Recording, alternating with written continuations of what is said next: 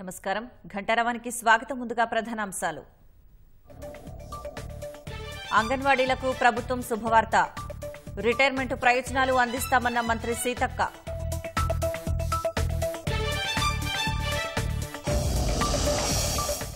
అప్పుల ఊబి నుంచి గట్టెక్కించేందుకే రుణమాఫీ పథకం. సర్కారు చేసే ప్రతి నిర్ణయంలో రైతు సంక్షేమం ఉంటుందన్న సీఎం.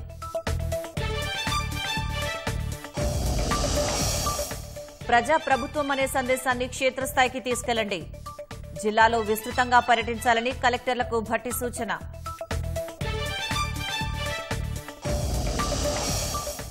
కాసేపట్లో సభాపతి గడ్డం ప్రసాద్ కుమార్ ను కలవనున్న భారాస బృందం. ప్రోటోకాల్ ఉల్లంఘన, ఫిరాయింపులపై ఫిర్యాదు. జమ్మూ కశ్మీర్లో ఉగ్రవాదుల కోసం కొనసాగుతున్న గాలింపు. హెలికాప్టర్లతో దోడా జిల్లాలో జల్లెడ పడుతున్న భద్రతా బలగాలు.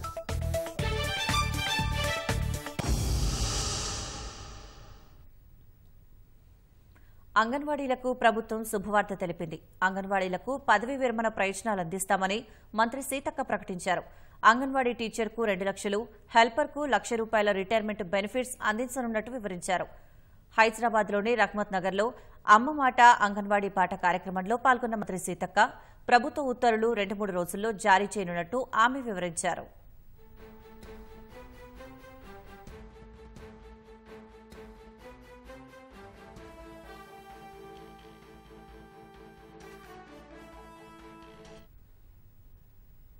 ప్రజా ప్రభుత్వం చేసే ప్రతి నిర్ణయంలో రైతు సంక్షేమం కోణం ఉంటుందని, ఎంత భారమైనా ఏకకాలంలో రుణమాఫీ ఘనత కాంగ్రెస్దేనని ముఖ్యమంత్రి రేవంత్ రెడ్డి స్పష్టం చేశారు.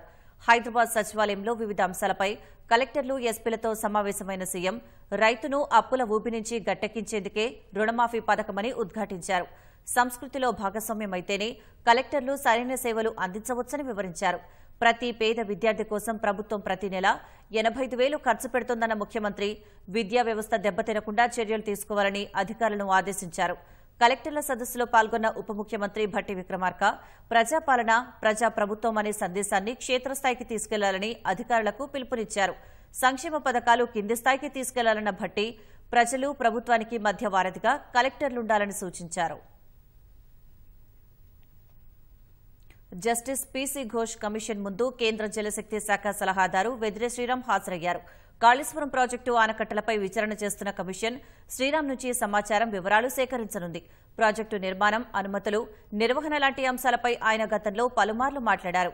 ప్రత్యేకించి మే ఆనకట్ట కుంగిన సమయంలో వెదిరే శ్రీరామ్ కొన్ని కీలక వ్యాఖ్యలు చేశారు. దీంతో కాళేశ్వరం ప్రాజెక్టుకు సంబంధించిన అంశాలపై సమాచారం, వివరాలు ఇవ్వాలని జస్టిస్ పీసీ ఘోష్ ఆయనను ఆదేశించారు. ఇవాళ కమిషన్ ముందు హాజరై కాళేశ్వరం ప్రాజెక్టుకు సంబంధించిన అంశాలపై ప్రజెంటేషన్ ఇస్తున్నారు.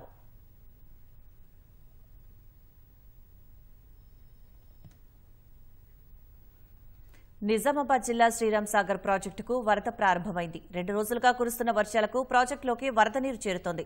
ప్రాజెక్టు పూర్తిస్థాయి నీటి మట్టం 1,091 అడుగులు కాగా 1,062 అడుగుల నీరు నిల్వ ఉంది. ప్రస్తుతం ప్రాజెక్టులోకి 5,150 క్యూసెక్కుల వరద వచ్చి చేరుతోంది.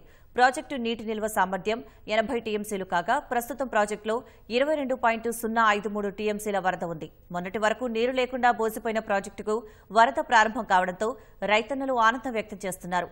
వర్షాలు సమృద్ధిగా కురిస్తే త్వరలో ప్రాజెక్టు పూర్తి స్థాయికి చేరుకుంటుందని ఆశాభావం వ్యక్తం చేస్తున్నారు. వర్షాకాలం మొదలు అధిక వేడితో ఊగిపోయిన ఆదిలాబాద్ జిల్లా ఇప్పుడు ఎడతెరిపిలేని వానతో తడుస్తోంది. గత 2 రోజుల నుంచి జిల్లాను ముసురు వేడటం లేదు. తొలకరి వర్షాలు కురిసిన తర్వాత వానలు ఓ మోస్తారుగా కురవడంతో అన్నదాతల్లో ఆందోళన వ్యక్తమైంది. అయితే 2 రోజుల నుంచి ఏకధాటిగా వర్షాలు కురుస్తుండటంతో రైతన్నలు హర్షం వ్యక్తం చేస్తున్నారు. చిన్నప్పటి నుంచి అల్లారు ముద్దుగా పెంచిన అమ్మమ్మను అత్యంత కిరాతకంగా మనవడు కొట్టి చంపిన ఘటన ఖమ్మంలో చోటు చేసుకుంది. నిందితుడిని దేహశుద్ది చేసి స్థానికులు పోలీసులకు అప్పగించారు. ఖమ్మం రోటరీ నగర్లో నివాసముండే రాంబాయమ్మను ఆమె మనవడు ఉదయ్ కుమార్ అత్యంత పాశవికంగా కొట్టి చంపాడు. మద్యం, గంజాయికి అలవాటు పడిన ఉదయ్ డబ్బుల కోసం తరచుగా అమ్మమ్మను కొట్టేవాడు. ఇటీవల వృద్ధురాలు హైదరాబాద్లోని తన పెద్ద కుమారుడి వద్దకు వెళ్లి వచ్చింది. నిన్న రాత్రి ఆమె వద్ద డబ్బులు ఉంటే ఇవ్వమని అడిగాడు. ఇవ్వలేదని అర్ధరాత్రి తీవ్రంగా గాయపరిచాడు. దీంతో రాంబాయమ్మ చనిపోయింది. పక్కింటి వారికి అమ్మమ్మ చనిపోయిందని చెప్పి పారిపోవాలని ప్రయత్నించాడు. దీంతో స్థానికులు నిందితుడిని పట్టుకుని దేహశుద్ధి చేసి పోలీసులకు అప్పగించారు. బీటెక్ వరకు చదువుతున్న ఉదయ్ గంజాయికి అలవాటు పడి నిత్యం వీధిలోని మహిళలను, చిన్నారులను వేధించేవాడని స్థానికులు ఆరోపిస్తున్నారు.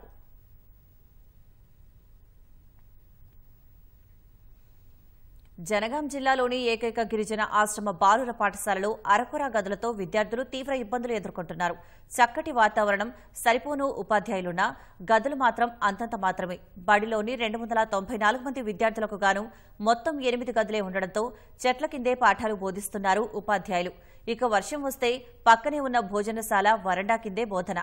అంతేకాదు విద్యార్థులకు తరగతి గదే వసతి గృహం. పడుకోవడానికిచ్చిన మంచాలు, తరగతి గదులకు సమకూర్చిన బెంచీలను వేసేందుకు చోటు లేక ఓ గోదాముకు చేర్చారు.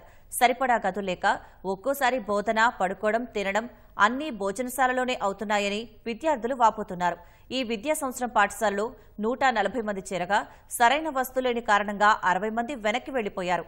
పక్కనే ఉన్న సుమారు 100 ఎకరాల ప్రభుత్వ భూమి నుంచి 5 ఎకరాలు కేటాయించి అదనపు భవనాలు, సౌకర్యాలు కల్పించాలని విద్యార్థులు, ఉపాధ్యాయులు కోరుతున్నారు.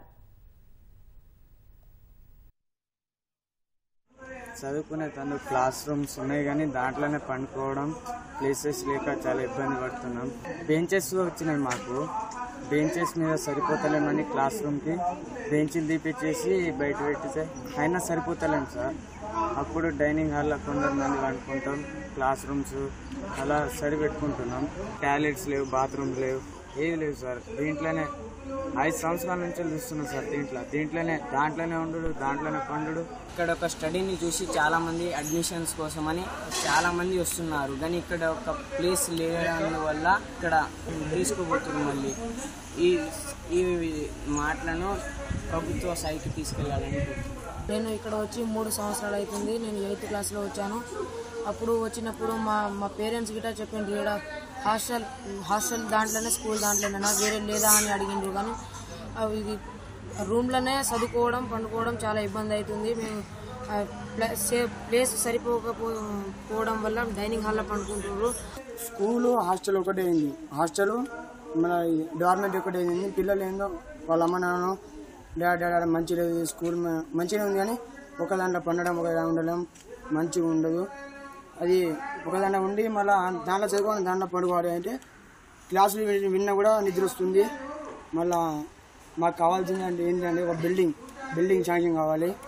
ఇందులో మొత్తము 8 గదులు మాత్రమే ఉన్నది. అందులో ఆఫీస్కి ఒక గది పోగా మిగతాయి 7 గదులు, ఒక ల్యాబ్, కంప్యూటర్ ల్యాబ్. అదనంగా ఒక బిల్డింగ్ కేటాయించి కల్పిస్తే, ఒక అదనంగా గదులు కేటాయిస్తే బాగుంటుంది. ఎందుకంటే చాలామంది ఇక్కడ డిమాండ్ ఉంది. జనగాం జిల్లాలో ఏకైక పాఠశాల కాబట్టి డిమాండ్ ఉంది. దాదాపు 40-50 మంది నేను అడ్మిషన్ తీసుకోకుండా వాపస్ పంపించాము. వేములవాడను అన్ని రంగాల్లో అభివృద్ది చేస్తామని ప్రభుత్వ విప్ ఎమ్మెల్యే ఆది శ్రీనివాస్ అన్నారు. అమృత్ 2.0లో భాగంగా వేములవాడలో 14 కోట్ల నిధులతో వాటర్ నిర్మాణ పనులకు ఎమ్మెల్యే శంకుస్థాపన చేశారు. ప్రజలకు తాగునీటి వసతి కల్పించేందుకు ఎన్ని నిధులైనా ఇవ్వడానికి ప్రభుత్వం సిద్దంగా ఉందని పేర్కొన్నారు. అనంతరం నియోజకవర్గంలో అసంపూర్తిగా ఉన్న ప్రాజెక్టులను జిల్లా కలెక్టర్లతో కలిసి ఆది శ్రీనివాస్ సందర్శించారు. వీలైనంత తొందరగా పనులు పూర్తి చేయాలని ఇంజనీరింగ్ అధికారులను ఆదేశించారు. నదుల అనుసంధాన ప్రాజెక్టులో భాగంగా గోదావరి, కావేరీ లింకుకు సంబంధించి జాతీయ నీటి అభివృద్ది సంస్థ కొత్త ప్రతిపాదనను తెరపైకి తెచ్చింది. గోదావరి నుంచి నేరుగా కావేరికి నీటిని తరలించకుండా ఛత్తీస్గఢ్లో ఇంద్రావతి నదిపై ఆనకట్టలు నిర్మించి అక్కడి నుంచి నీటిని తరలించాలని ప్రతిపాదించింది. ఇచ్చంపల్లి, సమ్మక్క సాగర్లు పరిశీలనలో ఉన్నట్లు వెల్లడించింది. కానీ పోలవరం నుంచి ఎత్తిపోయాలని ఆంధ్రప్రదేశ్ ప్రభుత్వం మరోసారి కోరింది.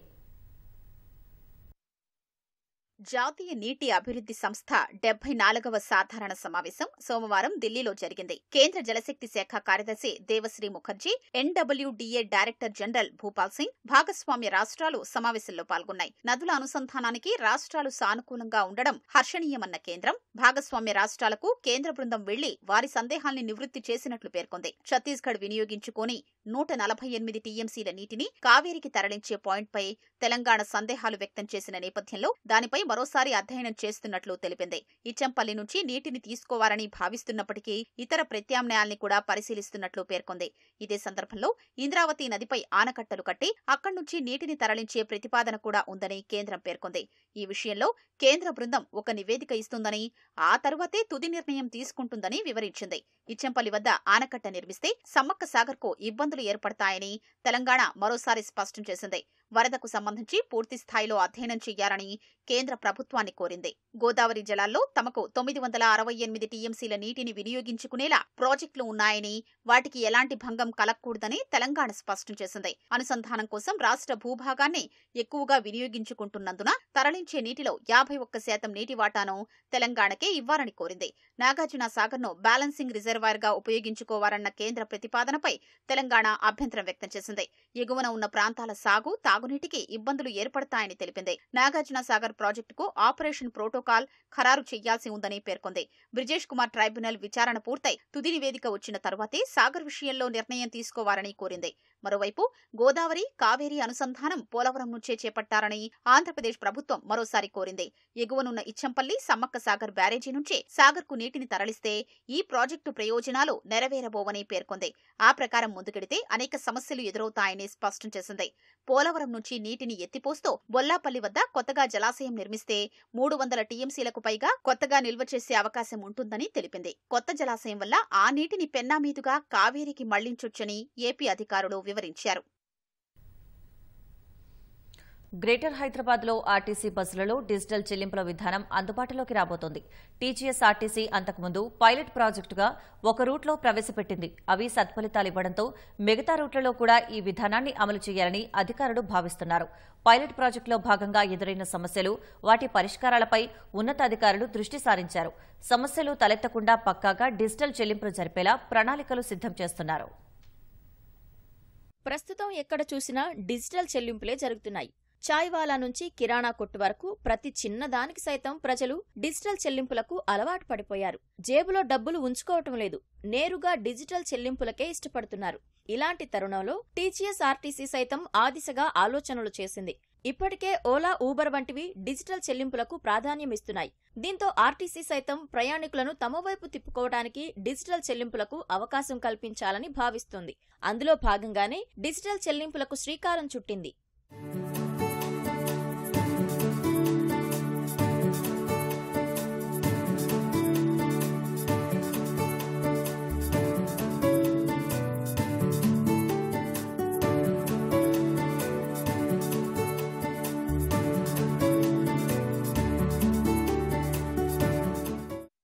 ఆర్టీసీ బస్సుల్లో డిజిటల్ పేమెంట్ విధానాన్ని కొత్తగా అమల్లోకి తీసుకువస్తూ అధికారులు నిర్ణయం తీసుకున్నారు. ఇప్పటికే విమానాశ్రయానికి నడిపించే బస్సుల్లో ప్రయోగాత్మకంగా డిజిటల్ పేమెంట్ విధానాన్ని అమలు చేశారు. ఈ విధానం విజయవంతం కావడంతో ఇటీవలే టికెట్ జారీకి డిజిటల్ పేమెంట్ సేవలు అందుబాటులోకి తీసుకురావడానికి ఆర్టీసీ ఉన్నతాధికారులు నిర్ణయం తీసుకున్నారు. గ్రేటర్ హైదరాబాద్ జోన్ పరిధిలోని అన్ని మార్గాల్లో నడుస్తున్న దాదాపు 40 ఎయిర్పోర్టు బస్సుల్లో డిజిటల్ చెల్లింపుల విధానాన్ని అమలు పరుస్తున్నట్లు సికింద్రాబాద్ రీజనల్ అధికారులు తెలిపారు. వీటితో పాటు బండ్లగూడ, దిల్సుఖ్ నగర్ సిటీ బస్సులకు ఐటీమ్స్ ను ఇచ్చారు. ఆగస్టు, సెప్టెంబర్ మాసాంతరానికి రాష్ట్రంలోని అన్ని జిల్లాలకు ఆధునిక సాంకేతికతను విస్తరించాలని ఆర్టీసీ యాజమాన్యం భావిస్తోంది. కండక్టర్లకు 10,000 ఐటీమ్స్ ను అందించేందుకు ఏర్పాట్లు చేస్తోంది.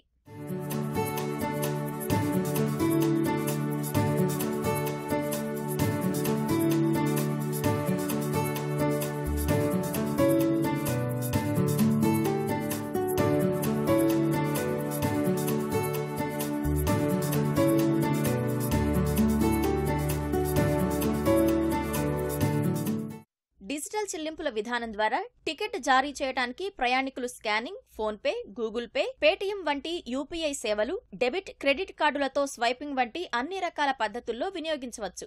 ఇందుకోసం తీసుకొచ్చిన ఐటీమ్స్ మిషన్లకు ఇంటర్నెట్ సదుపాయం కల్పించారు. అన్ని విధాలుగా అధ్యయనం చేసిన తర్వాత ఎయిర్పోర్టుకు వెళ్లే బస్సుల్లో అమలు పరుస్తున్నట్లు అధికారులు వెల్లడించారు. నగరంలో ఉన్న అన్ని రకాల సిటీ బస్సులలో కూడా వీలైనంత త్వరలోనే ఈ విధానాన్ని అందుబాటులోకి తీసుకొచ్చే విధంగా చర్యలు చేపడుతున్నారు. రాబోయే 2-3 నెలల్లోనే డిజిటల్ చెల్లింపుల విధానాన్ని విస్తరించడానికి ఉన్నతాధికారులు చర్యలు చేపడుతున్నట్లు గ్రేటర్ ఆర్టీసీ అధికారులు పేర్కొంటున్నారు. ప్రస్తుతం ఇతర రాష్ట్రాలకు వెళ్లే పలు బస్సుల్లో డిజిటల్ సేవలు విస్తరించారు.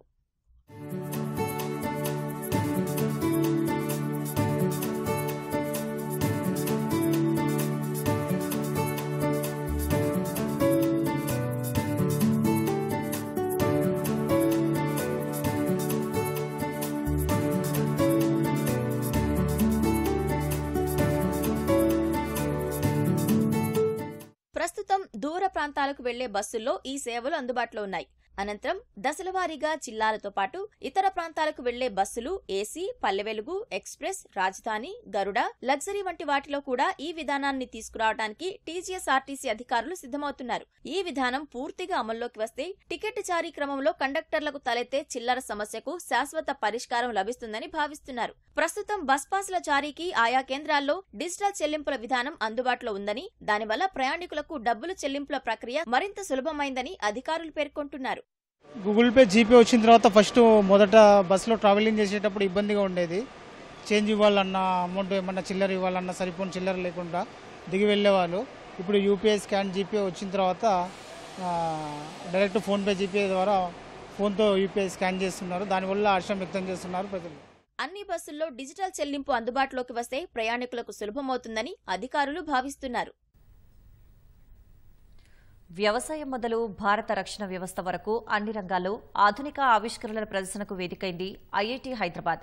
ఇన్నోవేషన్ డే 24 పేరుతో నిర్వహించిన వేడుకలకు తెలంగాణతో పాటు దేశవ్యాప్తంగా వివిధ రాష్ట్రాలకు చెందిన విద్యార్థులు, అంకుర సంస్థల నిర్వాహకులు హాజరయ్యారు. కొత్తగా అంకురాలు ఏర్పాటు చేయాలనుకునే వారికి ఉన్న అవకాశాలు సహా సరికొత్త ఆవిష్కరణలకు అందుతున్న ప్రోత్సాహకాలను ఇన్నోవేషన్ డే కళ్లకు కట్టింది.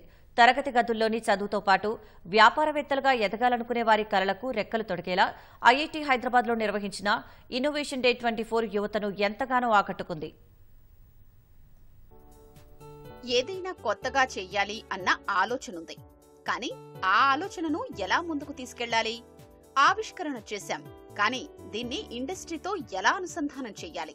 ఇలా అంకుర సంస్థల వైపు ఇప్పుడిప్పుడే అడుగులు వేస్తున్న వారిని అనేక రకాల ప్రశ్నలు ఎదురవుతుంటాయి. అలాంటి వాటన్నింటికీ సమాధానంగా నిలిచింది ఐఐటీ హైదరాబాద్ నిర్వహించిన ఇన్నోవేషన్ డే 24. అంకురాల్ని మరింత ప్రోత్సహించే లక్ష్యంతో ఐఐటీహెచ్ గతేడాది నుంచి ఈ ఇన్నోవేషన్ డేని నిర్వహిస్తోంది.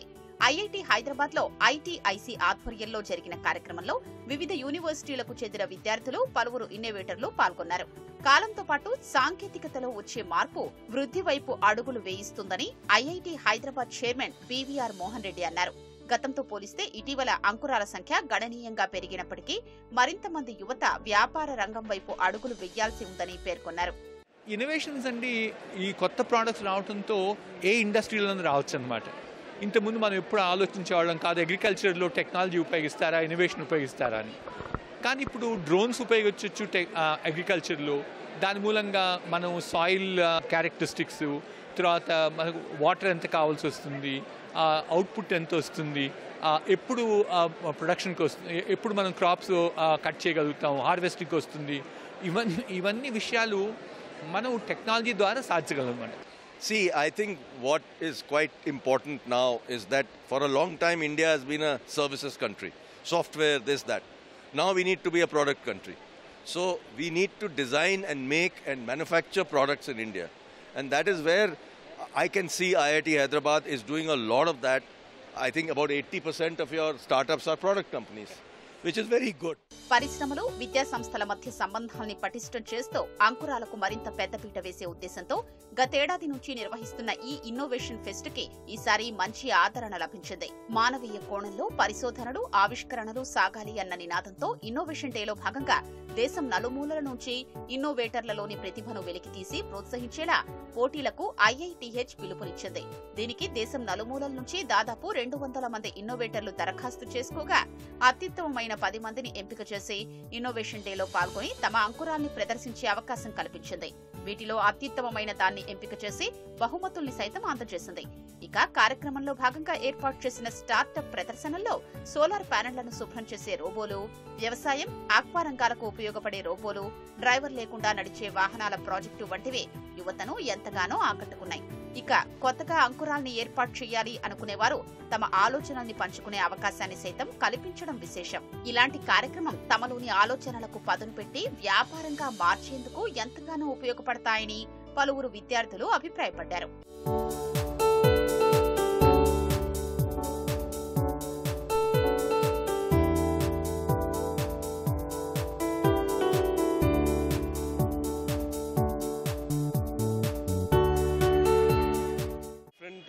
స్టూడెంట్స్ దానిలో కంపెనీస్, వేరే కంపెనీస్ వచ్చింది, ఐడియాస్ చాలా ఉంది.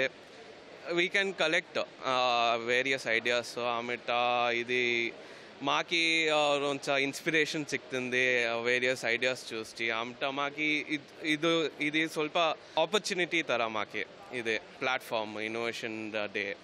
సో మా ప్రోడక్ట్ని షోకేస్ చేయొచ్చు in front of all public and also it's a big ఇది. ఫస్ట్ టైం మేము ఇట్లాంటి ఒక స్టార్టప్ ఫెస్ట్కి వచ్చినాం.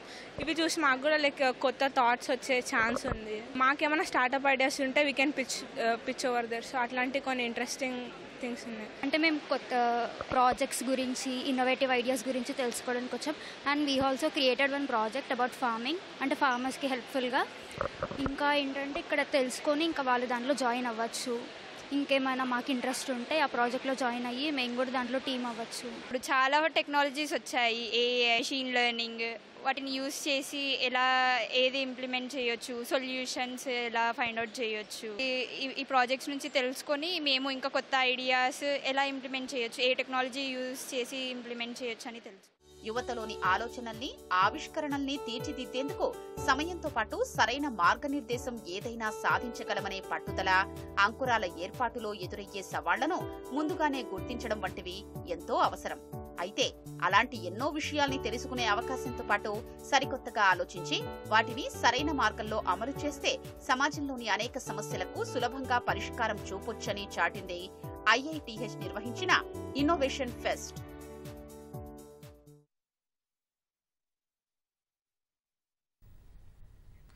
యాదాద్రి భువనగిరి జిల్లా బీబీనగర్ ఎయిమ్స్ వైద్యులు అరుదైన శస్త్రచికిత్స చేశారు.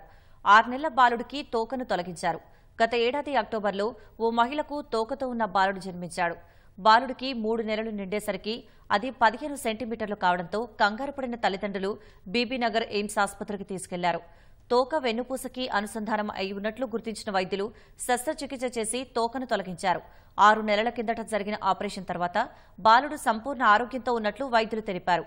ఇలాంటి కేసుల్లో సర్జరీ అనంతరం నాడీ సంబంధిత సమస్యలు ఉత్పన్నమయ్యే అవకాశం ఉంటుందని, సంపూర్ణ ఆరోగ్యంతో జీవించటం అరుదని వెల్లడించారు.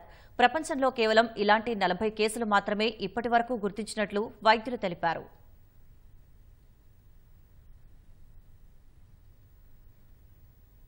మహారాష్ట్రలో ముంబై పూణే ఎక్స్ప్రెస్ వేపై అర్ధరాత్రిపూ ట్రాక్టర్ యాత్రికుల బస్సు ఢీకొనడంతో 5 భక్తులు ప్రాణాలు కోల్పోయారు. 30 మందికి పైగా గాయపడ్డారు.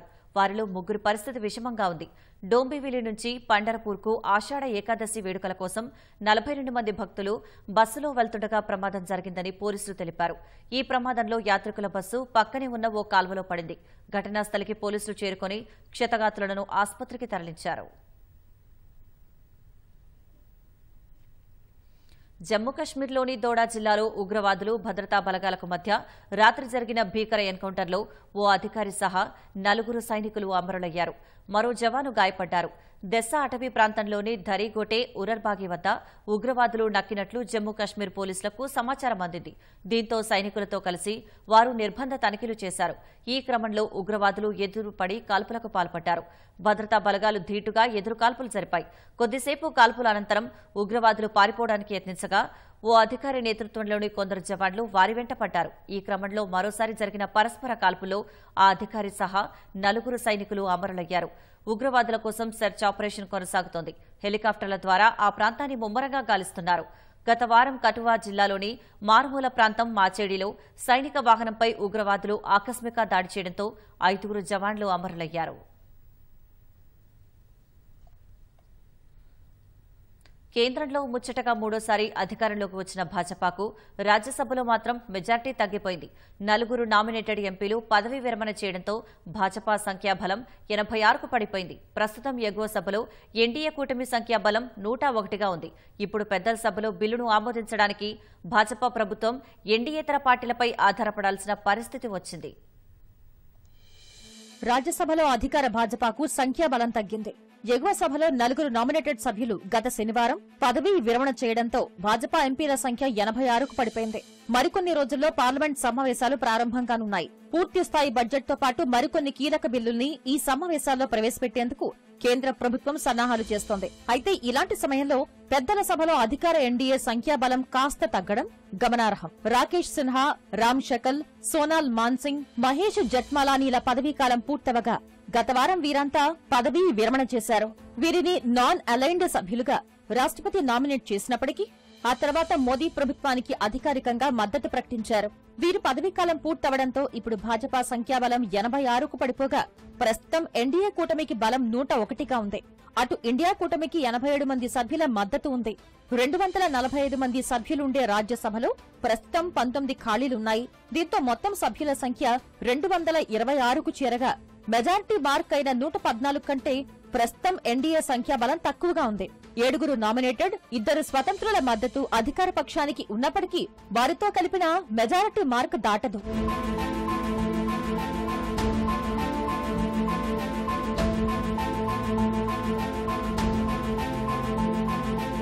అధికార పార్టీకి సంఖ్యాబలం తగ్గడంతో వచ్చే సమావేశాల్లో బిల్లులపై ఓటింగ్ అంశానికి ప్రాధాన్యం ఏర్పడింది. ఈ క్రమంలోనే బిజు జనతాదళ్, భారాస వంటి తటస్థ పార్టీలు కీలకంగా మారనున్నాయి. బిల్లుల్ని ఆమోదించుకోవాలంటే స్వతంత్రులతో పాటు తటస్థ పార్టీల మద్దతు కేంద్రానికి అవసరం. రాజ్యసభలో బిజు జనతాదళ్ పార్టీకి 9 మంది ఎంపీలు ఉండగా ఇటీవల జరిగిన పార్లమెంటు ప్రత్యేక సమావేశాల్లో వీరు ప్రతిపక్షం వైపు కూర్చోవడం గమనార్హం. అయితే అన్నాడీఎంకే, వైకాపా మద్దతుతో భాజపా నెగ్గే అవకాశాలున్నాయని రాజకీయ విశ్లేషకులు అభిప్రాయపడుతున్నారు. రాజ్యసభలో వైకాపాకు 11, అన్నాడీఎంకేకు 4 ఎంపీలున్నారు.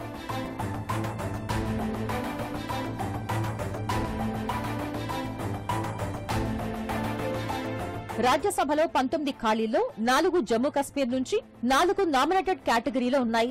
మరో 8 రాష్ట్రాల నుంచి 11 స్థానాలు ఖాళీగా ఉన్నాయి. వీటికి త్వరలోనే ఎన్నికలు నిర్వహించే అవకాశాలున్నాయి. ఇందులో ఎన్డీఏకు 8, ఇండియా కూటమికి 3 స్థానాలు దక్కుతాయి. పెన్సిల్వేనియాలో 2 రోజుల కింద కాల్పుల ఘటన నుంచి సురక్షితంగా బయటపడ్డ అమెరికా మాజీ అధ్యక్షుడు డొనాల్డ్ ట్రంప్ తొలిసారి బయటకు వచ్చారు. మిల్వాకీలో జరిగిన రిపబ్లికన్ పార్టీ జాతీయ సదస్సుకు ఆయన హాజరయ్యారు. కాల్పుల్లో గాయమైన కుడి చెవికి కట్టుతో ట్రంప్ కనిపించారు. ట్రంప్ రాకతో సదస్సుకు హాజరైన వారంతా లేచి నిలబడి చప్పట్లు కొట్టారు. వి లవ్ ట్రంప్ నినాదాలతో ఆ ప్రాంగణమంతా మార్మోగింది. మద్దతుదారుల అభిమానానికి ట్రంప్ ధన్యవాదాలు తెలిపారు.